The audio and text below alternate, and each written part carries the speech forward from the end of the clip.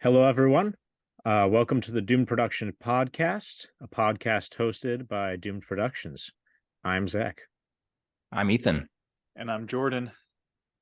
And today we are going to be kind of following the similar, formatting of our previous couple of episodes where we talk about um, movie productions that were a little troubled, a little bit doomed, you could say, hence Doomed Production.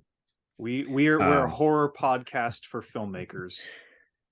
Stuff Yeah. of nightmares. Yeah. Mm-hmm. Oh man. And some of these things in the movie that we are going to talk about today.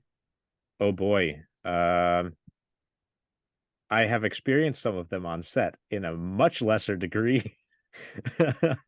Yeah.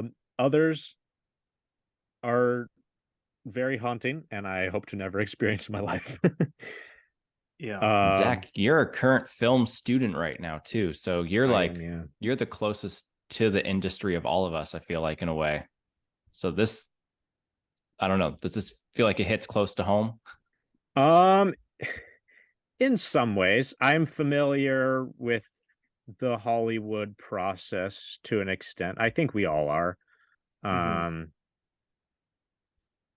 But just all the different things that you got to go through, this movie is just like a classic example of, like, it's not the worst situations, but they are common situations dialed up a little bit Mhm. that are very feasible to happen on your set. Oh. So like this And could happen that to makes it anybody. even worse because it's more likely to happen. Yeah. But yeah. Ethan, I think you might be muted. I am. There you Oh, go. there Yes. we go. Say what you're gonna say. So everyone should be scared of this episode. All Oh, yes. filmmakers. Before Yeah. Zach, you go into your story, I have like a little check-in question for you guys. Ethan and I were kind of talking a little bit about this beforehand, before you joined us, Zach, but we were talking about how just today, as we're recording this, A24 announced that they would be adapting a Backrooms movie with the YouTuber Kane Pixels. I don't know his full name, right? But it's like Kane, the channel's Kane Pixels. Yeah. And we were talking about if Hollywood came to us and we're like, we like what you do, we'd like you to do it. How do you translate the way we make movies, which is micro budget, if not, if like no budget, right? Very, very tiny.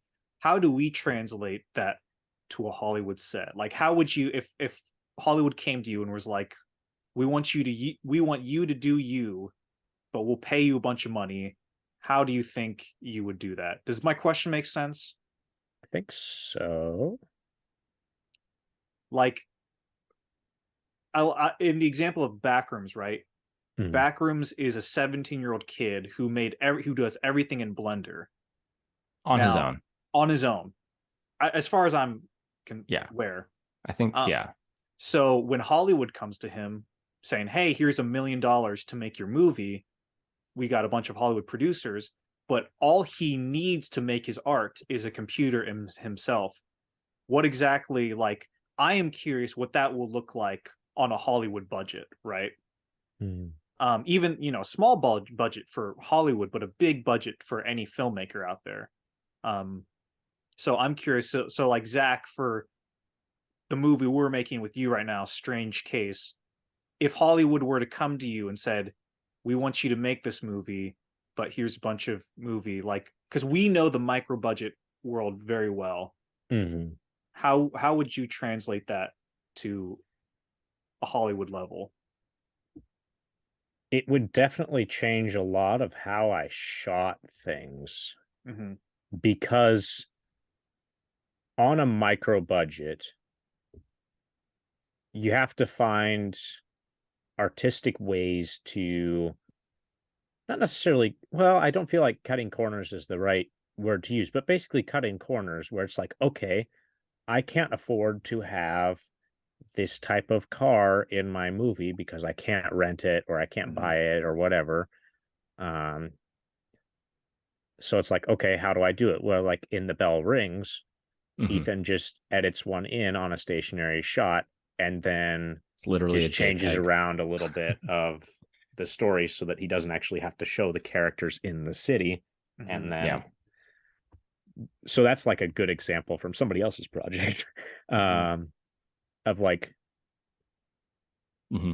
we would be able to show that sort of stuff Yeah. more, and that would Right. impact how we shoot the film and some like more micro narrative decisions, I Hmm. guess. Right. But I kind of see that as like the only thing that would impact me if I had full creative control. Right. That being said, it's Hollywood, Right. and you don't always get that. Most of the time, you don't. Yeah. It's a So gamble. that's a whole nother discussion. But Yeah. yeah, Ethan, I think you have. I know this checking question is kind of rambly and not exact. It's kind of vague. I realize as Yeah. I'm checking this, but we talked about a little bit of this about this before. What are your thoughts on if Hollywood comes to you, gives you money? Yeah. How do you approach filmmaking or making your movie? Yeah, I mean, I think our filmmaking style in terms of we're genre filmmakers, that's generally where we fall into. Um, I think it only helps us in the sense that it lets us just go further. And I think we're already kind of prone to pushing our concepts really far and like to our breaking points a lot of the time in terms of what we're capable of. So I think again that money just opens the floodgates for what we could do. I mean, if we jump back to the bell rings, there's a lot of stuff that if you like are on our Patreon, you can read the original script and you can see there are some scenes that I cut. And while they were filmable, there's some stuff that would have taken place like in a city, and the movie takes place in the 30s. So it would have been a lot harder to shoot those scenes. So in the end, the scenes weren't needed, so we never shot them anyways. But it would have made it so much easier to push the movie even further. Bell Rings would have been a longer movie probably if we had that kind of money, just because there were ideas left on in the editing room or on the cutting room floor or just in my head that were like, yeah, probably can't pull that off easily just because of again our technical limitations or locations that we can't access or whatever.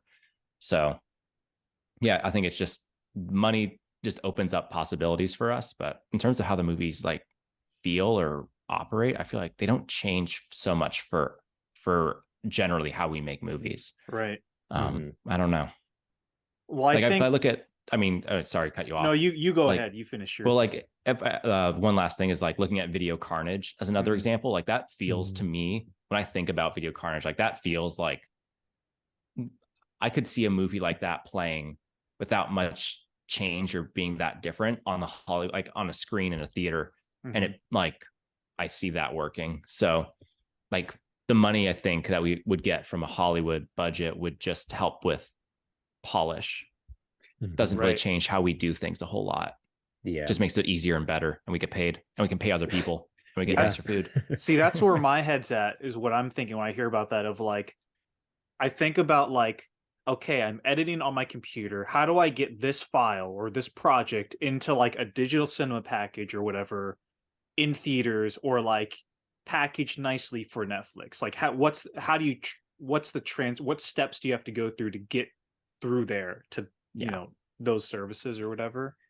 And I think of like, well, I'd pay, we could hire more actors, or maybe not even more actors, but we could hire actors, like professional actors. We could totally like feed and pay people, which is awesome. Which is always, sometimes you have to choose one or the other. And I think Yeah. also, like, I don't know, like if I were to hire any other person, like a professional, I'd keep it to us, but I'd probably hire a sound recordist and a sound editor slash mixer. I think Yeah. maybe an editor and a color. Like I'd save it for like the polish, like you're talking about, because we can all color our movies, we can all mix our movies, we can record our sound, but there's just those little things that would help us and go a long way. Yeah. I think We can do any of it, but we're not professionals at any of it. So right. bringing Yeah. professionals in just helps so much. Yeah. I feel like, going off of what you said, Jordan, like we have the capability of getting decent images through how we film and post-production because of these nifty things. For those listening, I am holding up my phone. It very accessible for that area. So in that case, what will set it or make your film stand out will be your audio quality in comparison to other amateur independent filmmakers. Yeah. But there's also like things you can do to like get creative. Like what if someone is like, okay, I don't have a microphone that can record clean sound. I'm just gonna make silent films and put like ambience over it. Like Yeah. And it's like that weird thing of like, would that filmmaker always have been interested in making silent films had they not had the technical limitations? Or was it the technical limitations informed them as an artist and that kind of thing? Like And I think looking about at Skinamarink. I heard the guy talk about like the reason he shot it the way it was, or his style, is because he didn't always have access to actors and stuff like that. So it's, I don't know, it's an interesting question, I think. Yeah, it's exactly what I was going to bring up, was the Skinamarink stuff, where again, everyone always talks about having the best, always focus on your audio needs to be solid. But that movie, like on a technical level, one could argue it has really bad audio, and it only helps it. Bad. I know, incredibly subjective. Like, like if you're going off of like Hollywood recording audio, no, but for the story, it's perfect. It works so well. Well. Yeah. We don't believe in good and bad here at Doom Productions, but like Anyways, that was my dumb little check-in question. I was curious about your guys' thoughts on, because obviously they announced the news, and I'm very happy for Mr. Kane. I'm excited to see what he does, but it made me think about us and like how other filmmakers, what like if a big sum of money fell into our lap, would that change how we made movies and all that kind of stuff? But anyways, I've been hogging this with this question for too long. Zach, what movie are you telling us the story of today? Well, if you tuned into last week's podcast, it was kind of an impromptu decision. But today we are talking about Gladiator, a very, I guess, popular film when it came out and is still talked about a lot to this day. We are still entertained. Yes. So that kind of leads me into my next question, which is, I guess I kind of assumed you both have, but have you guys both seen Gladiator? Yes, sir. Yeah, this is a first, because I think this is the only movie we've talked about so far where we've all seen it, I think. Yeah. Right? I've seen it, yes. Yeah. So this will be interesting because we actually have insight on having seen it.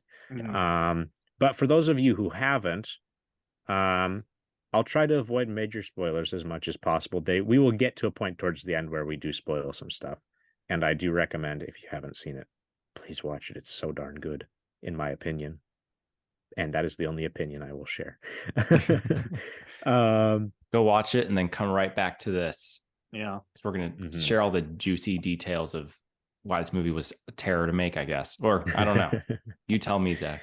Yeah. So basically, for those of you, if it's been a while since you've seen it, or if you haven't seen it and you're listening in, basically the premise of the story is 2nd century AD, a Roman military leader is falsely accused of murdering the Caesar and goes on this whole journey of revenge based on the consequences dealt him in the film. Becomes a gladiator, all that good jazz. And so this film was released on May 5th of 2000, and I couldn't find an exact date on when production started. I'm sure somebody will be able to find it, though. Sometime in 1998. That's about as close as I got. And that's kind of with an asterisk because we'll talk about that in a little bit. It was directed by Ridley Scott and produced by DreamWorks and Universal in a kind of collaborative co-funding situation. And it was written by David Franzoni, John Logan, and William Nicholson. Now, remember William Nicholson's name because he's very important in resolving some of the issues in this story we are going over. The The MVP. cinematography. What? The MVP. Yes. The cinematography was done by John Matheson, and it was edited by Pietro Scalia, and of course the music was done by Lisa Gerrard and the great Hans Zimmer. And then of course the GOAT. Yeah. And then of course the cast stars Russell Crowe, Connie Nielsen, Joaquin Phoenix, Oliver Reed, Jamin Hansu, Richard Harris, a bunch of decently well-known names now. We'll get right into production. The script upon when they started filming was only 32 pages. And I'm going to have you guys guess how long it took them to get through 32 pages. Now, 32 pages, if we're going by the 1 minute of film of screen time per sheet, that would be 32 minutes of the movie. How long did it take them to film through 32 pages? What? Hold on. Was the script from beginning, middle, end was 32 pages, or they only had 32 pages of what would become like a 100-page script? They only had 32 pages. So it wasn't complete. So it wasn't. Oh, so it wasn't finished. Okay. Yeah. Damn. They started just right in the middle of the writing process. Wow. I'm gonna say 5 months. Jordan? Well, I heard once a producer say something along the lines of a successful day on a film shoot is you shoot 3 pages in one day. So 32 divided by 3 is roughly 10. So I'm guessing they shot it, let's say 11 days. You are a lot closer than Ethan is. It took them I was hoping for a nightmare. 2 weeks to get through all of their pages. And then they had nothing to shoot? And then they had nothing. Wait, what were the screenwriters doing during this whole time? They were scrambling their butts off. Oh, God. Ridley shoots quick. Remember the name that I asked you to remember, William Nicholson. This man was not yet on the project. Okay. The hero wasn't here. He was not here quite yet. All right. And so, given that they were only 32 pages in when they started filming, they'd gone through several drafts over the past year or so. They were in the middle of writing while they were filming. And basically they got to the point after those 2 weeks where it's like the script does not feel right, you know? And a lot of the actors were complaining about the dialogue. A lot of the dialogue ended up actually being improvised for stuff early on. And Russell Crowe has famously come out and said, like, yeah, I hated the lines. They were terrible, especially his "I will have my vengeance" monologue in the Colosseum. And he actually left the set several times due to like, okay, I need answers. What's going on here in the story? And like, what am I saying? Why does this not make sense to me? Please explain. And they were like, well, we haven't finished writing it yet. So he was like, well, I don't have my answers. I can't do anything for you. And he just left. Wow. Wow. Which is, that's hard. I would be terrified as a director if my leading man walked off of set. That, oh gosh, that would. Especially if your leading man is Russell Crowe. Yeah. Was this the first time Ridley Scott and Russell Crowe worked together? Because I know they've worked a couple times with each other. Yeah, he did I think was Robin Hood directed by Ridley Scott? He did Robin Robin Hood. Robin Hood, but there was another one he There did was. I with don't him remember too. which I one it can't remember was. the name. Shoot. But this was the first one, yeah. Okay. Because initially, this is kind of a side story, but Russell Crowe initially didn't want to do this project because of another project he had done, because he had shaved his head and he was 40 pounds heavier than, what was kind of expected of the character that he was playing. Which leads me into the next issue. They didn't even have a name for their protagonist. And they were They shooting for 10 What? days Yeah. or 2 So weeks. here's the thing. They had like a prototype name, which was Spartacus, but nobody liked it. And so basically they were like, yeah, this is kind of a placeholder name. We'll figure it out. And so that's kind of where Russell Crowe came in, and a lot of his improvisations actually made it into the final product. But that's one of the things was coming up with the name, because he was like, yo, Maximus Decimus Meridius sounds pretty cool. Let's just go with that. And so it's like, it sounds Latin. We'll call it good. It's like he just made that Sounds up. Latin good enough. Yeah. And then we'll Wonder where get he into pulled some that of from. the other stuff that he improvised.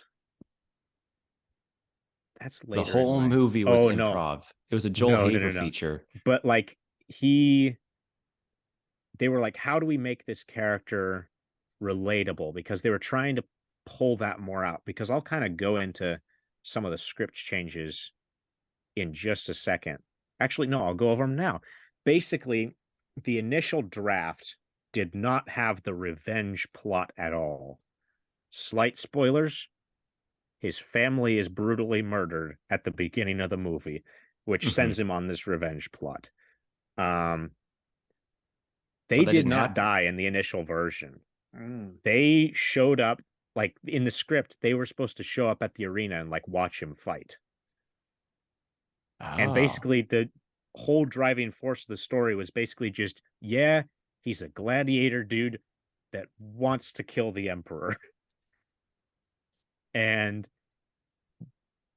it was seriously lacking substance. And so Mm-hmm. while they were trying to fix the script, he improvised things like, um when he's asked about his home, he basically just talked about his own home in Australia, the actor, and basically just described his own home and then replaced Australia with Spain. And then that's what the description is in the movie. The So kangaroos, the The giant scorpions, the giant spiders. spiders. The dingoes will get your baby. I don't know. Steve Irwin. Ah, Ah, beautiful. Spain. Beautiful Spain.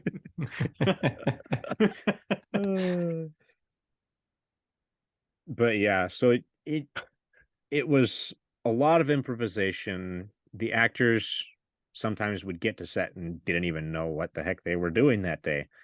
Um and Yeah, it was basically getting to the point where more of the story was being improvised than what was written. And so that's when William Nicholson comes on and works on making Maximus more of this relatable, more sympathetic character that's not just this brooding, like, oh, I gotta kill this dude type of a thing. Mm-hmm. Which is where they changed the plot about his family, um, gave him this connection to his idols and kind of the gods of his ancestors and stuff like that. Hmm. And this whole kind of talk about like this life we have here and the next, kind of the whole parallel of Elysium, and stuff like that that plays out throughout the whole story. Um, kind of weighing the value of his life versus the sweet release of death and being able to be with his family again and Hmm. stuff like that. Um, And so that all was added by William Nicholson to give this story some actual meat on its bones, you know. Mm-hmm. And I'd say that that's probably a large part due to, or has contributed a large part to its popularity nowadays. Because if those changes hadn't been made, it would probably just be another crappy historical epic in a lot of people's eyes. Um, because So historical yeah. epics those days did not do well. So this was a big gamble for DreamWorks and Universal and stuff, because this was the same time that Star Wars had just come back the year before. Lord of the Rings was coming out, and Lord of the Rings was also a huge gamble for Warner Brothers and New Line and stuff like that, because historical epics were often seen as like, oh, these like cheesy Dungeons and Dragons movies that are all shot on like a little stage and then like have terrible like puppets and stuff. um, It's funny you bring that up. I just watched the 2000s Dungeons and Dragons movie yesterday. oh wow, Found it on I still VHS for haven't a seen that. dollar. Wow, Wait, there nice. was a Dungeons and Dragons movie from the 2000s? It's from 2000. Yeah. Wow. It's Okay. got Jeremy Irons as the main antagonist. Okay, that's Oh, pretty nice. cool. He's Yeah. good. It's I'll be honest, I was playing D&D with it on in the background at really low volume, so I was pretty much only able to see it. Okay. Couldn't really hear it. Don't know a thing about any of the characters, but it was fun. I want to rewatch it Nice. with sound. It has really bad, like it's like a 10% Rotten Tomatoes thing. Like I know it's Oh like wow, notoriously bad, but I had a good time watching it. I thought it was pretty fun. So nice. I don't know. I don't know. Maybe Very it needs cool. to be revisited. But I know there's the new Dungeons and Dragons movie coming out this year too, with like Chris Yeah, Pine. That looks yeah. fun.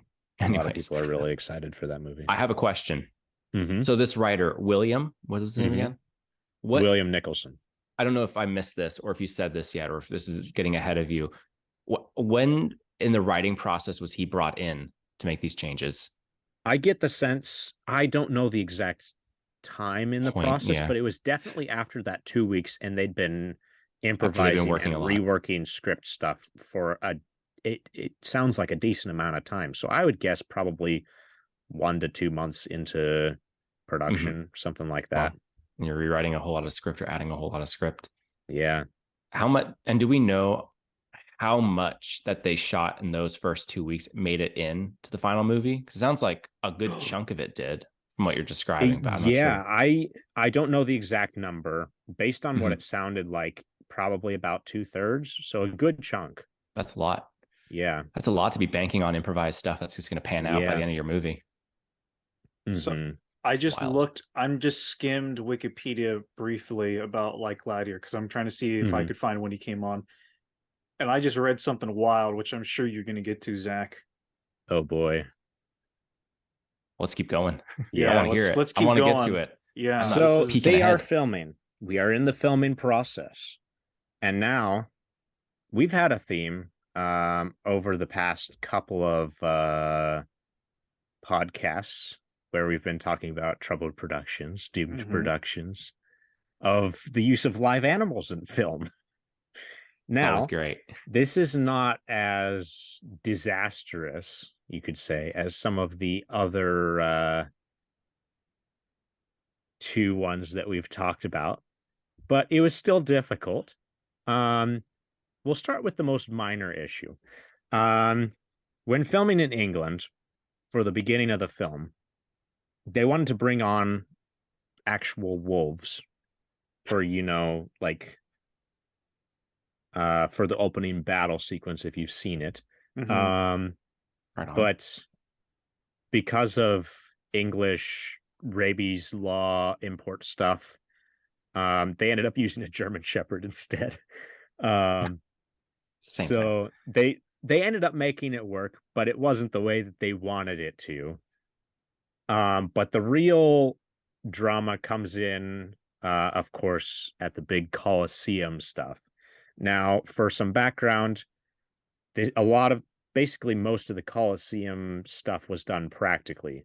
They built a cross section of the Colosseum in like full scale so that the actors could actually be in the environment, and then they digitally did the other half. It's awesome. And they had like 2,000 extras in the stands and then added 30,000 more with CGI, just to give it that full look. And that's kind of that background bit.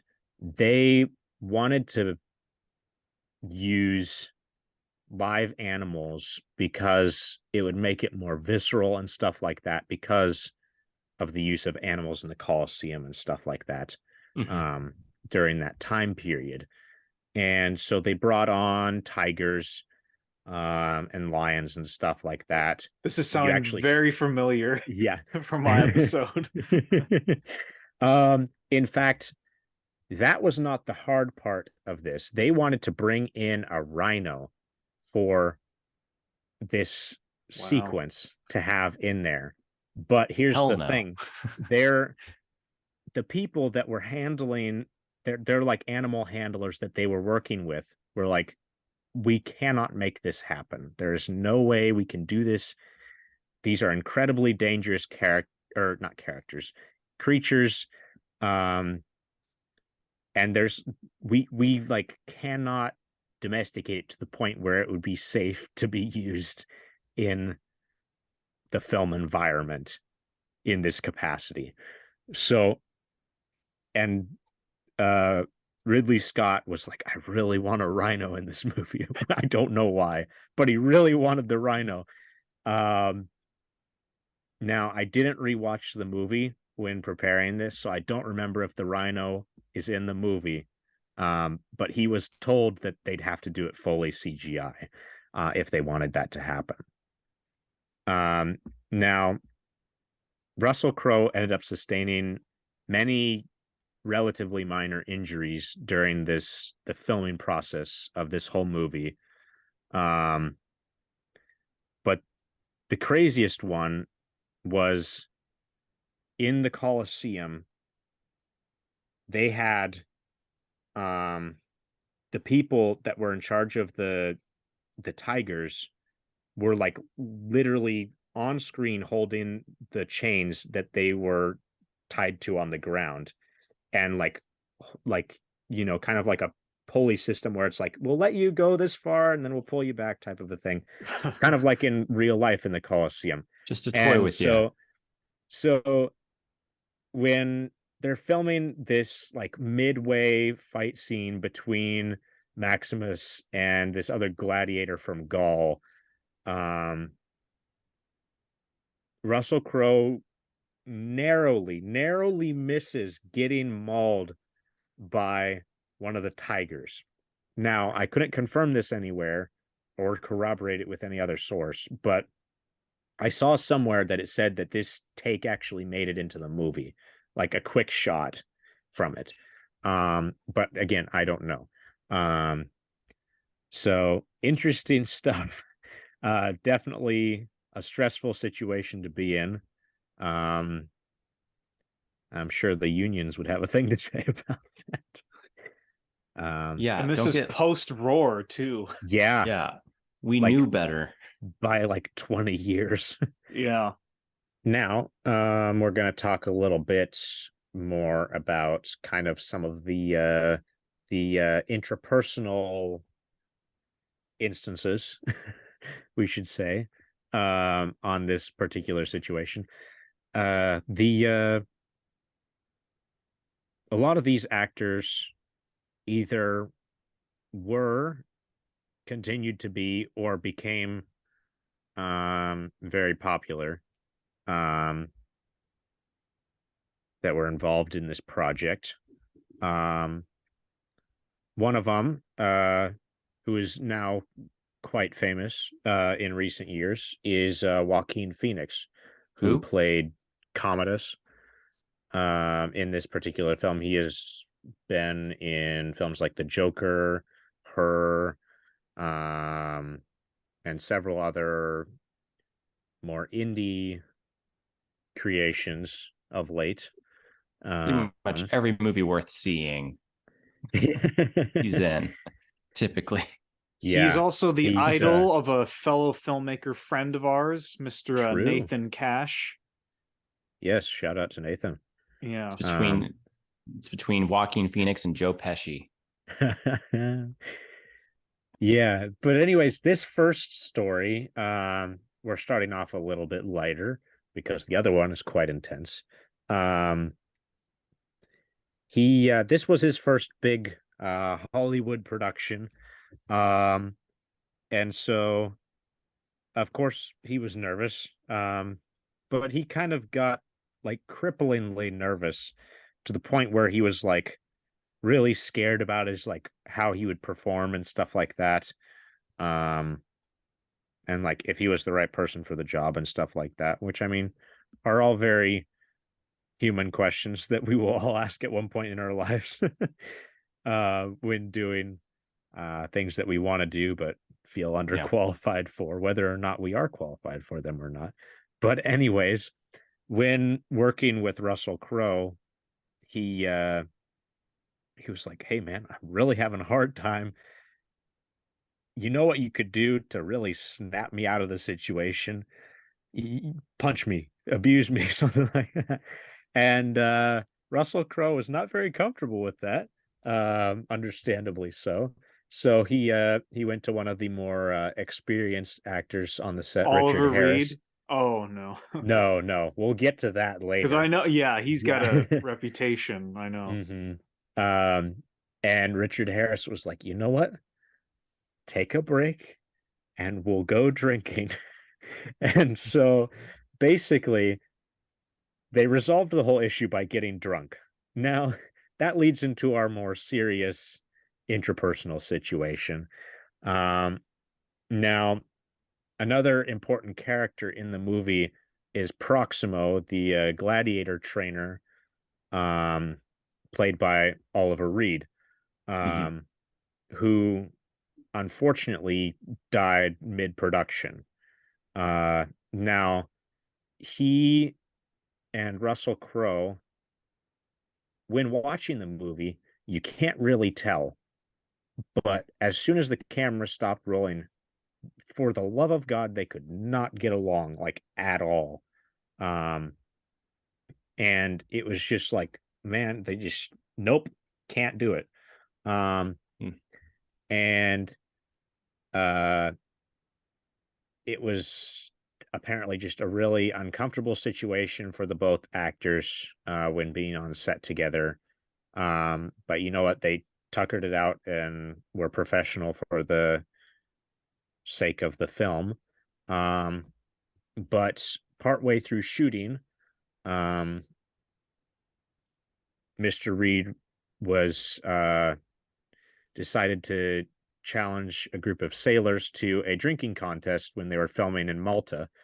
And a little bit of background on him, he had some issues with alcohol and stuff like that, and ended up kind of that combined with the amount that he drank that night, he ended up having a heart attack and perished. Um, Hmm. and Wow. it's kind of crazy this didn't happen sooner in the night because this man was quite resistant to alcohol. He had 12 shots of rum, several German lagers, half a bottle of whiskey, and some other assorted things. His tab was over $600 in one night. Ooh. Can I add to this a little bit? Yes. Um, I'm a huge fan of the band The Who, the Mm. rock band, and Oliver Reed was in an adaptation of one of their albums. Oh, And Quadrophenia? no, he was in Tommy. Okay. And and Keith Moon, the drummer of The Who, was like he like you know how there's this stereotype that the drummer is like the wild one in like a band? Like I might be getting this wrong, but Keith Moon pretty much was the reason for that because he would do stuff like put cherry bombs in his guitar, or I mean in his drum kit and have it blow up on stage, or like smashing hotel rooms like the Who, the band, they're like banned from Best Western in America Mm. because of like all the damage you do. Huge partier, huge drug user, Keith Moon, and he was like tight homies with Oliver Reed because they met on Tommy, and they're very much like 60s sex, drugs, rock and roll type character. These guys. Sorry, didn't mean to good. but didn't mean to step on that. But like when I hear Oliver Reed, like, I mean, obviously he's a great actor, like in The Devils and everything, but I always think of like him and Keith Moon just partying it up on, in the movies in Hollywood and everything. Yeah. But anyways, due to this unfortunate turn of events, the script again had to be rewritten because his character was actually going to play a rather substantial portion or rather substantial role in the third act of the film. Those who have seen it are kind of familiar with how it ends. But how it was initially supposed to go was that Emperor Commodus was going to force Maximus to fight Proximo in the arena, as kind of this last emotional blow to him of like, you've lost everything and now you're going to lose this one person that's been, giving you a place to live, enabling you, and stuff like that. And it was kind of going to be this kind of like, man, I don't want to do it, but I'm being forced to type of a situation. And of course, the movie ended up shaking out very differently because of his unfortunate passing. And they ended up having to digitally input his face into the movie. Fortunately, they had gotten enough that they could disperse him throughout the movie for the most part, and they only ever ended up needing to have about 2 minutes worth of digitally altered footage of him, but not him in the movie. Wow. So that was kind of like, on the bright side, they didn't have to do a lot of digital altering. On the dim side, he's dead. And they had to rewrite the script again.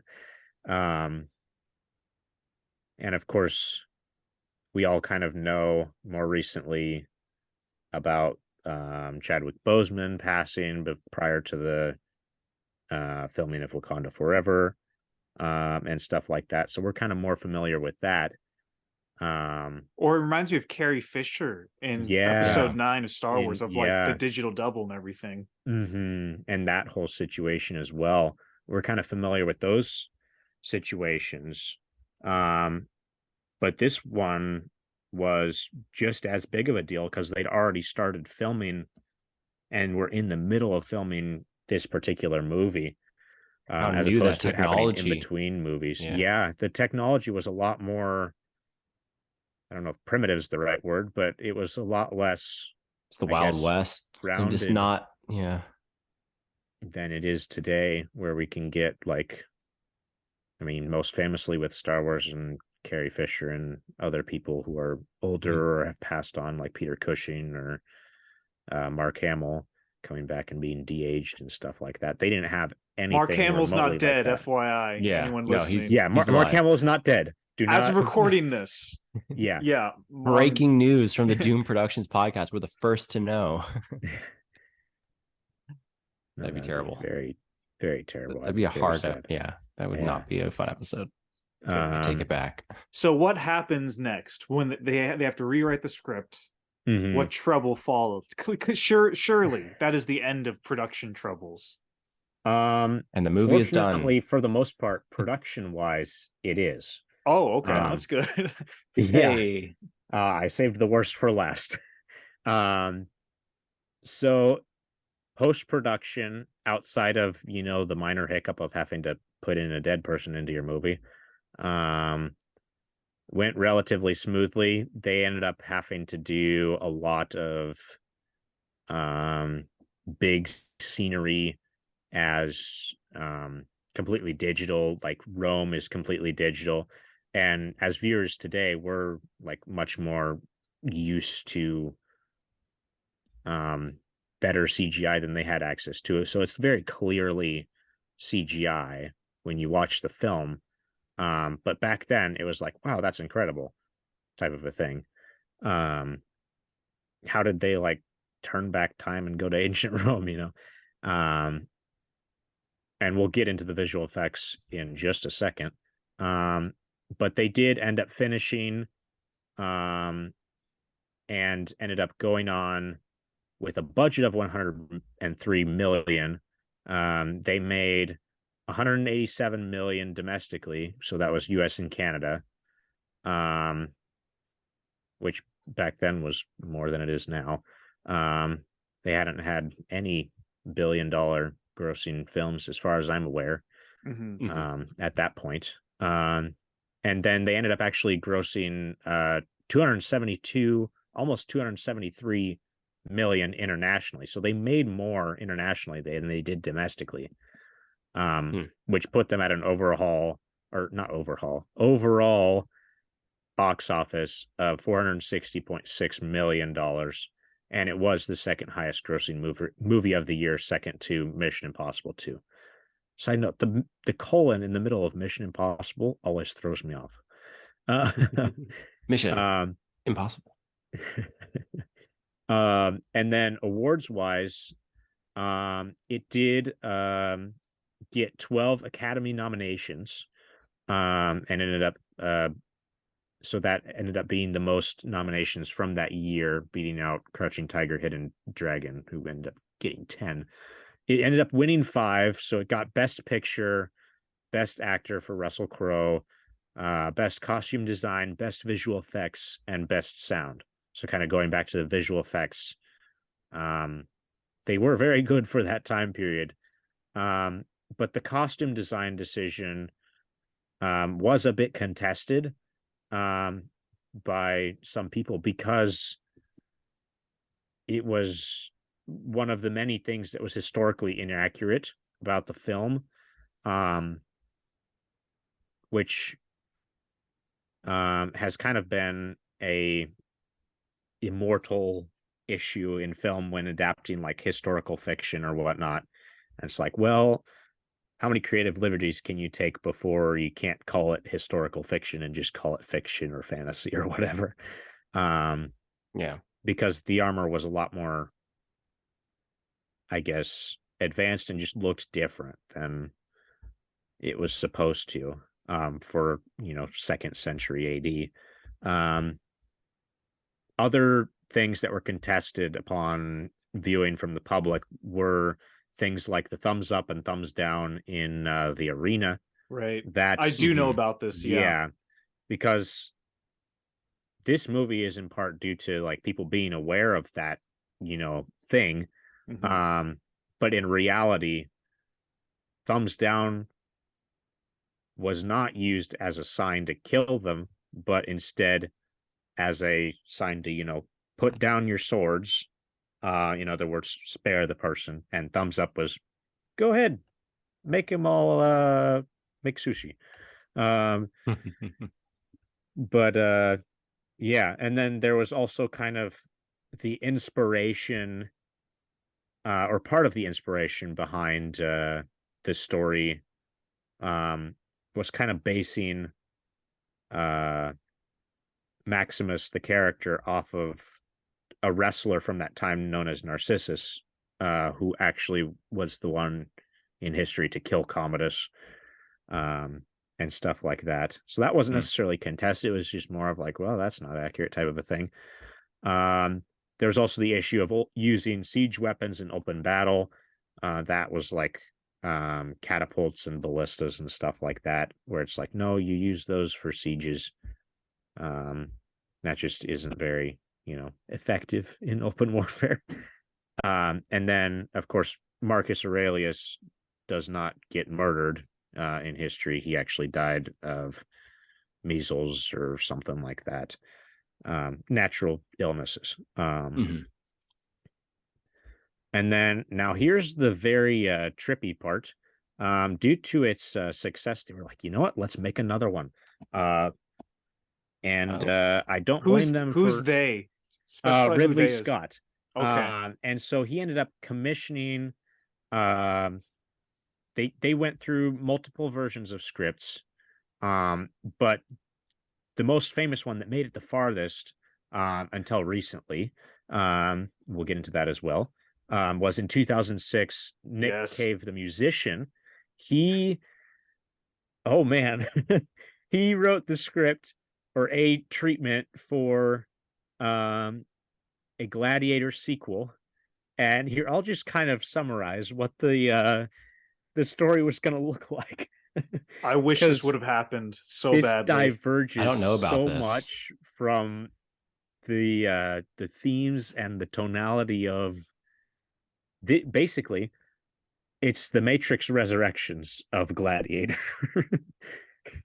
um, it was going to be a lot more of a fantastical spiritual movie that was kind of gonna be this three-way battle between the Roman gods, um, God, the God of Christianity, and humanity, humans, and stuff like that. And basically, the Roman gods, again, spoiler for the first Gladiator, were going to resurrect Maximus after being killed, and turn him into this immortal warrior for them, and basically be sent down to Earth to eradicate Christianity by killing Jesus and the disciples. Um, and Why didn't we basically get as a way this? to preserve paganism throughout history. And so basically That's throughout the incredible. story, at some point, he is convinced to murder his son, which is kind of the big twist of the movie, being revealed that Lucius, the son of Lucilla in the first movie, was, their love child. Um, and so if he ends up accidentally killing his son, and then the gods are like, you know what, you're cursed to live forever. And so it ends up being this, thing through time where he lives through the Crusades. He fights in the Crusades, the World Wars, Vietnam, that sort of thing. And he ends up being this just random dude who works in the Pentagon. X-Men Origins, Wolverine, Oh my but goodness. Gladiator. Like, And yeah, so besides obvious reasons for turning down this script, uh, What obvious reasons? This only should have happened. What timeline uh, are we in? the Ridley wrong Scott one. ended That's up, which I one. guess the most common narrative is that he turned it down because the previous year he made Kingdom of Heaven, and that plot was, I guess, too similar to this. um, I No want to movie is like this. I want to eh, say this is random. This should probably be more of a final thought, but like listening to all this, it makes me really want to rewatch not Gladiator, but Kingdom of Heaven, because I've mm, only ever seen the theatrical cut, and I hear the director's cut is like a masterpiece and is amazing. mm. I So mean, Hmm. director's cuts usually are. yeah, Uh, but yeah, I haven't seen Kingdom of Heaven, any of its versions. I wasn't even aware there were multiple versions released, so that's very cool. I'll have to check that out. Um, but I guess kind of wrapping this up, since we talked about that sequel that made it as far as it did, um, it was recently announced that there will actually be a sequel coming out in November of 2024. Um, and Ridley Scott will be directing it, and it will focus on Lucius, the secret love child character, from the first one, but as like a grown man. And that's about all we know about it. So Hmm. overall, not overall disastrous, but definitely a stress fest to be sure. A lot of big um, stuff to not have locked down when you start production. yeah, I mean, barely having any script, having actors walk out, a lot of improvisation, having to get a new writer, one of your main supporting actors dies, animal problems, um, I guess fan reception in regards to I guess historical controversies. But I mean, it did pretty well. It was the second highest grossing movie of the year. So yeah, you And we win some, still you lose talk some. about it. Yeah. Yeah. But It's it that's the kind of, I guess, detailed summary of the production of Gladiator, from, writing and conception all the way to now. Yeah. seasoned directors like Ridley Scott just make trouble look easy, I think. Yeah. You know what I mean? Like he's been working a long time. He's seen Hmm. it all. But he's one of those guys where it's like, I don't know, even I don't know. I have faith in Ridley Scott to make like a good movie, like an Yeah. entertaining movie. Like he's a good director. But Hmm. he makes these troubles look easy because a lot of his movies have had trouble things Yeah. with them. Did you okay, side mini story. You know one of my favorite movies, Legend, right? Hmm. Another Ridley Scott movie. They built this giant set of this forest for the movie, and during shooting, the entire thing burnt down, and it like went up in Ooh. flames. The Oh, whole like jeez. James Bond Pinewood set, in London, it burnt down, like Wow. their stage and everything. Hmm. That is another fun story that I didn't include in regard to forest burning down. It wasn't necessarily part of the doomed aspect of the production, but Right. they did have this opening fight scene that happens, this battle, and this was kind of more of a kind of alignment of the stars sort of a thing where it was like, well, England's doing some deforestation. We'll just film there and we'll burn it down ourselves. Yeah. Ooh. So Well, they Lucky that's actually, law. interesting. Yeah, that's yeah, interesting. because basically they had this whole plot of land marked out as like, yeah, we're getting rid of this. We're doing like a controlled burn type situation. Hmm. And really Scott was like, you know what? We're planning on filming this sort of thing. This would look pretty epic. Can we do it? That's cool, actually. Yeah. Yeah, I like that. Yeah. What are the lessons we can learn from this? Um, No well, let's animals on see. set. I've still there have been Yeah. no there's nothing that's convinced me so far to ever allow an animal on set ever again. Yeah, with Roar and Hmm. Ben-Hur And now this. and Gladiator, when there's animals on set, that causes lots of trouble. Hmm. We need like a I say we tally. just get Yeah. rid of animals on the whole planet.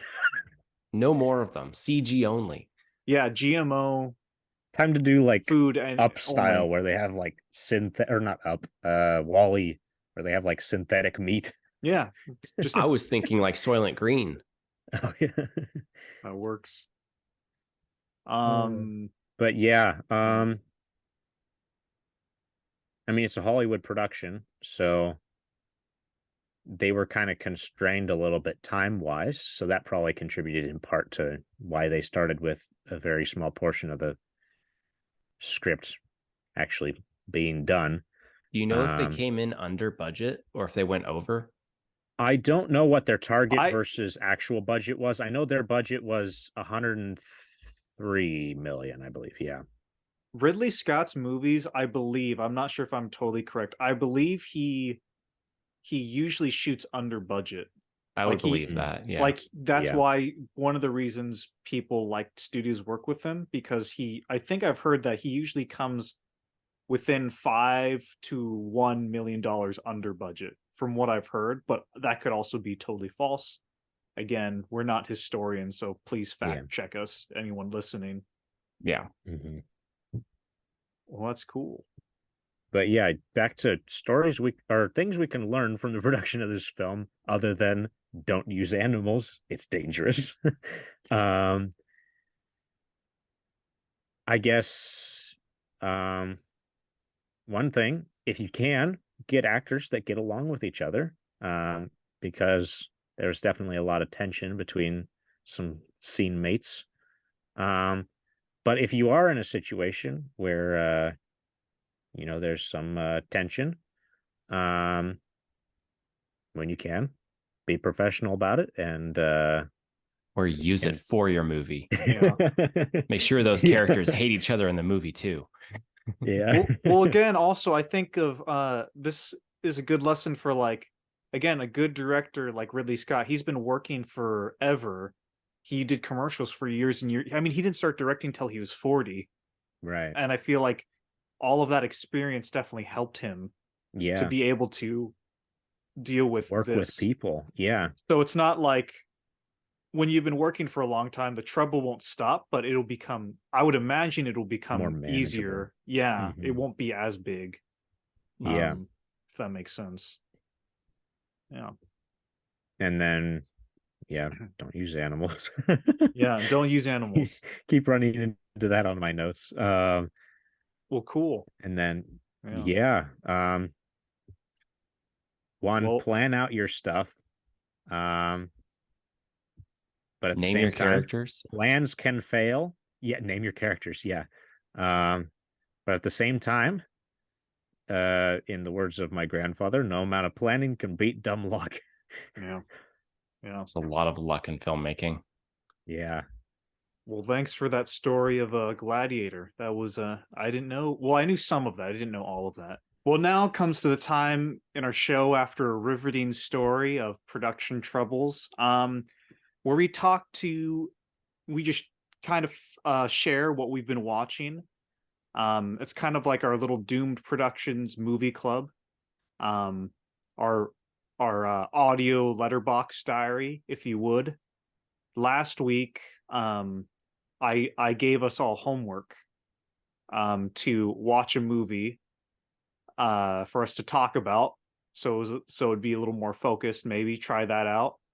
And Ethan got an A.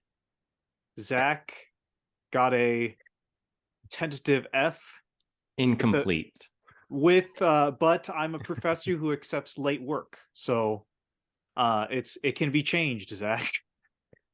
I will turn it in when my script is done. Yes, no, it was late for good reason. This is the equivalent of emailing your college professor and being like, there was a death in the family. I couldn't turn in my homework, but I'll get it to you next week.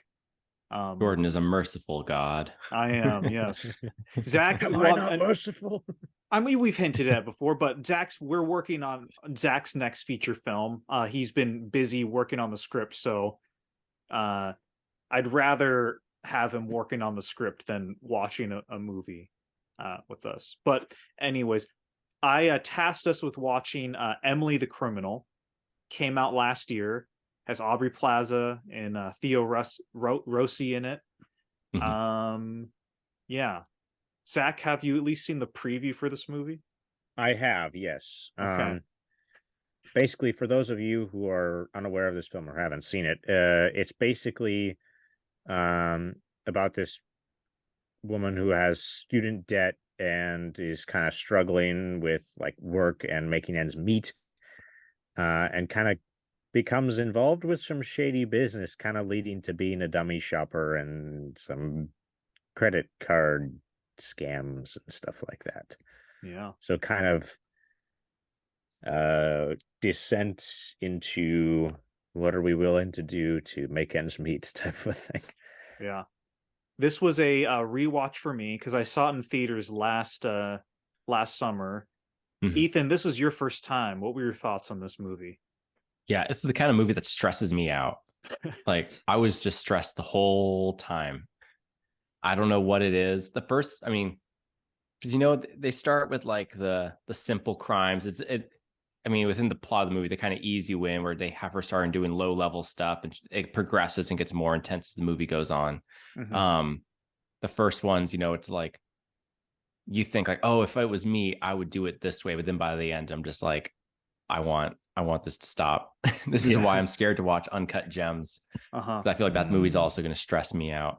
And my little anecdotal story is because Zach talked about there's credit card fraud. Today, I have a Costco card as of today. I feel like a true adult. But when I was signing up for this card, all I could think about was that movie. And I was like, I feel like I'm committing fraud right now. And I'm not. Like, I'm waiting for someone to stop me and arrest me. Yeah. Yeah. It was just so stressful. I was But very surprised. cool. Yeah, I was surprised at how quick the movie felt on rewatch. Because the first time I saw it, I was like, you know, you're sucked into the world and you kind of feel like you are kind of you go at the pace of the movie or whatever. You're kind of your emotions are controlled by that. But this time I was like, oh, this is really quick. Like we're already halfway through the movie and we're already at this moment. Yeah. So yeah, but it's yeah, I totally agree. It's totally stressful. I like the themes of like because we've seen lots of like crime movies before of reasons why people get into crime. This one hit home because of the student loan crisis in America, which I am affected by in particular. Well, hopefully not too long. Hopefully it's, I mean it's in court right now, but like I think if it passes, I will be debt free, which is nice. But like it's a beautiful way to live. yeah, it's no, I could feel it. So like there's something very cathartic about seeing this and like being depicted in a very honest way where um getting out of debt or getting overcoming poverty is not a simple thing. It's not like a like first you do this, then you do this, then you do this, then this. That's like a very like I think one of the highlight scenes in the movie, and this isn't a spoiler. There's a scene where Aubrey Plaza goes in for an interview, and and she's like, and she thinks it's for a job, but then the employer reveals it's actually for an unpaid internship, and like 5 to 6 months unpaid. Because you're with her and living her life, and you know her background and where she comes from and everything. You're like, this girl cannot afford to do 6 months of unpaid work. Like, yes, this is a great opportunity, but she cannot commit to this because she can't eat, she can't afford to wait for 6 months. She needs the money now. She needs to work now. And I thought it tackled those themes in a very like truthful, honest, and kind of harsh way. Which I thought were like really powerful. Yeah. I will say though, it is weird. Like, I mean, I know it's indie. There's still, when you look at the budget, it's still like it says 1 million, and it's not 1 million. I think it's a little bit more than that. So there's this weird kind of thing I feel like an ethical standpoint of like, I mean, again, like I really like the movie a lot, but from like taking a step back, I'm like, like it feels strange to have this $1 million movie talking about the student debt crisis with like Aubrey Plaza in it. Like, I don't like, you know what I mean? Like I don't like it. There's something about that felt strange because obviously like Hollywood is the elite and it is the rich and everything. Working on the backs of underpaid PAs and who are there for working like 16-hour shifts. I mean, that's probably not what it was like on this film, but like, you know what I mean? Like, as an industry in general. This coming out of Hollywood, there is that weird kind of thing that I feel of like, that's an interesting paradox. Like Hollywood telling a movie about the working class. But that's like a weird kind of like, that's a philosophical discussion later. That's not about the movie. The movie I really enjoyed a whole lot. Yeah, I enjoyed it a lot too. What were some interesting creative or technical decisions that stood out to you in how they handled, I guess, portraying this narrative?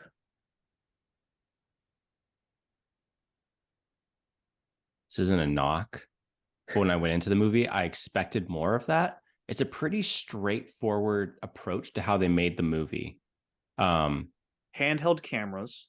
I don't think there's a lockdown shot in the movie. The lighting is pretty natural, but like it looks gorgeous. Like it's graded really nicely. It is. The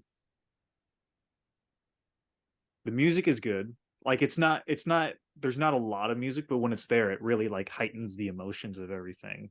I don't know, it's like a quick and fast and like dirty kind of little movie. Like I don't know, kind of dirty little movie. Well, it's like kind of like a little rock song, you know what I mean? Like it's like quick, bam, gets to the point, then you're out. like it's almost like an action movie, but it's not. But it has like the like the pacing and the and the feel. intensity of an action movie, even though it's, you know, it's a crime movie. That's cool. Yeah, when you can like take something that's not necessarily mundane, but not like physical action, and give it that same amount of tension and feel, just due to the narrative and the way that you go about shooting it. I think that's really cool and something to strive for. I think if that's what you're going for. Yeah, and the acting I think is probably the highlight of the movie. Yeah, I agree. I would say her performance is really just it feels honest. It feels there's a lot of truth in there to what she's feeling. Like I believe she's that person. Awesome. And there really is a lot of tension, and you do feel there's a scene partway, like halfway through the movie probably, where there's like a lot of stakes on her character individually. And it's like a really big moment for her as a character, and it's really tense. Again, I don't want to go too into spoilers. Well, are you referring to the car scene? The dog. Oh yeah. Like there's some really good like tense moments in the movie, and I think again, just because we get to know her character so much and it's her situation and kind of what she's going through to get out of this hole she's in, they do a good job taking really simple things and really heightening them. So it's not like I don't like realism is not a good basis to judge a movie on, but I appreciate how it didn't go super over the top with like ramping up the stakes. Like it ramps up the stakes in what I feel like seem pretty realistic. Like everything in this movie, pickpocketing to murder. It's like it ramps up in a natural way. Everything that happens isn't like done in like a Hollywood way, but it felt like, oh yeah, if this really happened, this feels pretty realistic of like what could happen. I could see this happening. Like you could see a Sunday, like a news story coming out about this person arrested for committing these crimes, and see the descent and like, oh yeah, that tracks. It's got I like the ending a lot too. Me too. Like it has a nice kind of, it ties everything together in a nice way. And that's all I'll say. Awesome. I enjoyed rewatching it. It was a fun watch. Next week, I think Ethan, you get to pick the next movie. Oh yeah. Well, to kind of preface this pick or this decision, we've in private talked about this movie as something we should do a podcast on. And since upcoming, we're going up to Yakima. By the time you're listening to this, it'll be tomorrow that we're leaving. So Saturday, we're driving up to Yakima to film a project with our friends at RC Films, Caleb and Nathan, and they've also seen this movie. I'm the only one who hasn't seen this movie, Blonde, about Marilyn Monroe. And we've talked about how it'd be a fun movie to talk about as a group. So we might just do Blonde as our next movie and have the boys on and do like a bit more of a podcast on the road and do like a specifically Blonde episode or something like that. I will. We should preface this by saying next week's episode will look a little bit different because we'll be on the road. I don't know if we'll talk about, I mean, I've researched the movie that I'm going to do next for like in terms of a Doom production, but I haven't. If I'm driving or like when like looking at my notes or like I'm not sure how that would look necessarily. But next week will be a little bit weird, but we'll get back on track. It's field trip. We'll get it to you. The form in which it arrives to you will be different. Yes. But also the same because it's all on YouTube and Spotify. But Blonde is a controversial movie, and so we thought it'd be interesting to discuss the movie. So come back for that. If you want to hear our thoughts on, and I don't, and we should preface this by saying too, we're also not film reviewers. Like we'll say I'm going to repeat it forever because I want to make it clear. Like, for me personally, anyways, I don't think it's in my place to critique or review a movie publicly because these are fellow film directors and these are like our colleagues, and I think that's just bad form and bad taste to publicly give unwanted and unasked for criticism. And I think, you know, you can disagree, agree, not, but that's just how I roll. That's how I don't critique. I prefer instead to highlight things that I do enjoy and movies that do well. And I like to talk about movies, even if I don't connect with them. I like to talk about what I did connect with within that movie, or what worked for me. Because I think it's just, you know, a better way to watch movies and engage stuff. And again, well, there's so much negativity in yeah, I mean, the movie industry in general, but particularly when it comes to like reviewing movies and stuff like that. Yeah. And you can argue how much of it's warranted and how much of it's not, but that's not what we're going for when we're telling you, oh, here's what we watched. We want to have it be more of an observational type situation of like trying to remove, I guess, here's what stood out to us. Here's certain choices that we thought were unique, and stuff like that. Kind of like how we talked about Emily the Criminal today, and stuff like that. Kind of voiding well. I thought this performance was good, but I didn't like how they did this. Or this director is terrible, and here's why. Or this director can do no wrong, or whatever. We don't.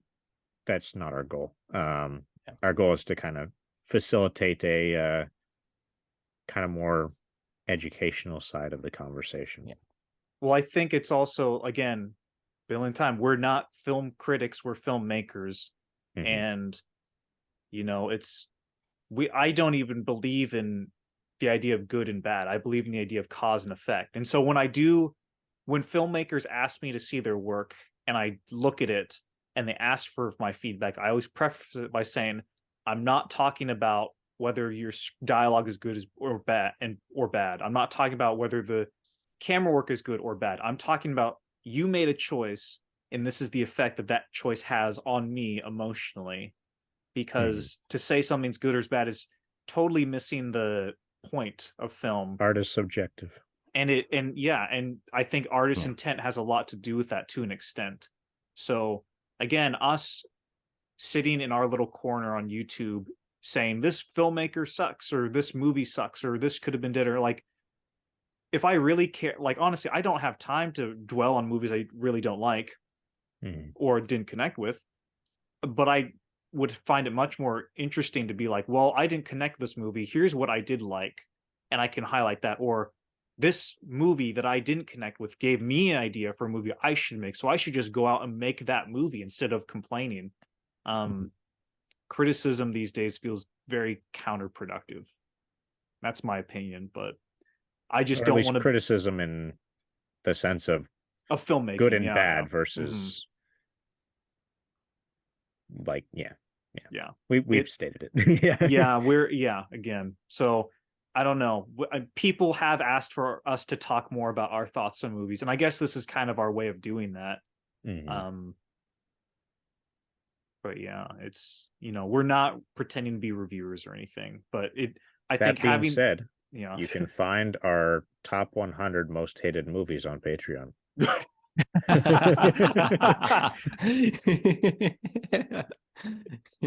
Are we joking or are we not joking? Sign up for a Patreon and find out. Also sign up for our Patreon for a live stream. Yeah. Which will have already happened by this point. Oh, that's right. We do a monthly live stream, and if you missed it, you can go back and watch it.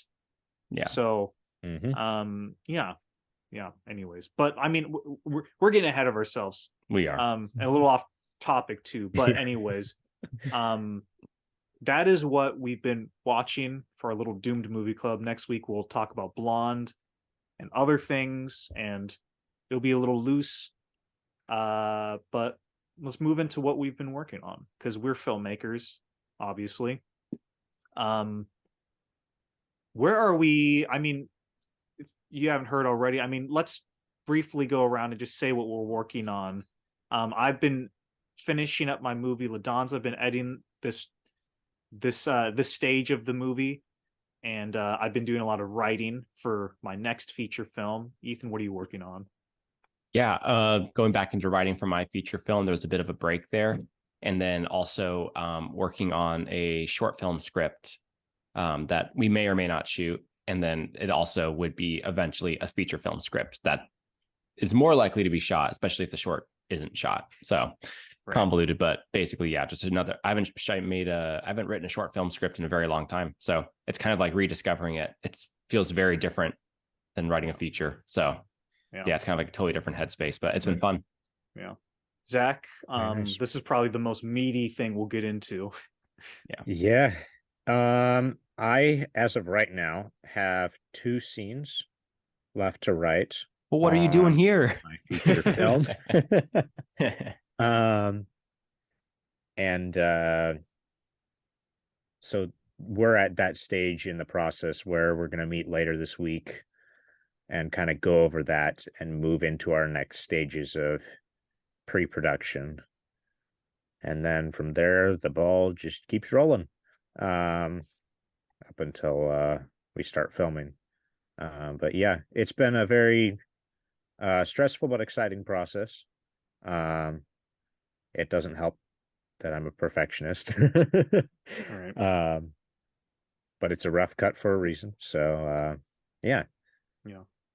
But by the time people listen to this, we will be in the process of breaking down the script into its various logistical elements. So casting, sets, props, special effects, VFX, if any, costumes, cinematography, like breaking down everything. So that's kind of where we'll be at in the filmmaking process, because that's the next step. After the script's done, you break it down and talk about how we're going to do this. So we're going to figure out how we're going to do this. Yeah. The fun part. Yeah. And we're figuring it all out with more than 32 pages. Yes. That's a good thing. No live animals on set, right, Zach? What are there any tigers? No, I'm just kidding. We only need 12 giraffes. 12 giraffes. It's pretty good. We'll just break into the Oregon Zoo. Yeah. Well, I think that's probably a good place for us to wrap up today. Yeah. Right? Yeah. Yeah. Where can people find us? Everywhere. Check the links down below. You can find our social media, Twitter, Facebook, if that's ever something you're interested in, Instagram. And most importantly, if you want to support us, if you want to keep the lights on here at Doom Productions, we have a lot of exclusive content that you can find on our Patreon. It's not a whole lot of money that we're asking for. If you feel like doing that, totally up to you though. We appreciate anyone who feels like they want to give a little bit of money our way. Also, we have merch if you want to do that. Yeah, all the things. And feature films. That's the most important films. What? If nothing else, if nothing else, just watch our feature films and tell your friends and family about them. We have them in playlists on our YouTube channel. That way, it's quick and easy to access, so you don't have to scroll through months and months of content. Yeah. Well, we also accept credit cards, Venmo, PayPal, social security numbers. We'll take those too. Just take a picture of everyone in your family, like in your households, like credit cards, and just send that to us, and we'll take care of the rest. We watched Emily the Criminal. We know what to do. Yeah, we know how it's done now. Yeah, cool. Well, thank you so much for joining us, everyone. And until next time, hope you have a good week.